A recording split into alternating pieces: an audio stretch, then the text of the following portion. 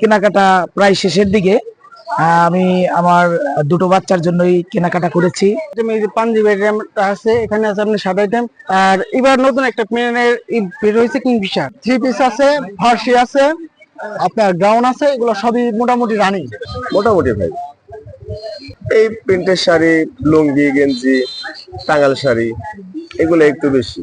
Item গুলোর মধ্যে আপনার কিছু সুতি থ্রি পিস গুলা বেশি চলছে এবং জর্জেট আইটেম গুলা ভালো চলছে এবার, কিন্তু তুলনামূলক ভাবে এবার গতবার চাইতে এবার একটু বেচা কেনাটা একটু নরমাল। এই ঈদে জামা জুতো অ্যাক্সেসরিজ এর ডিসকাউন্ট।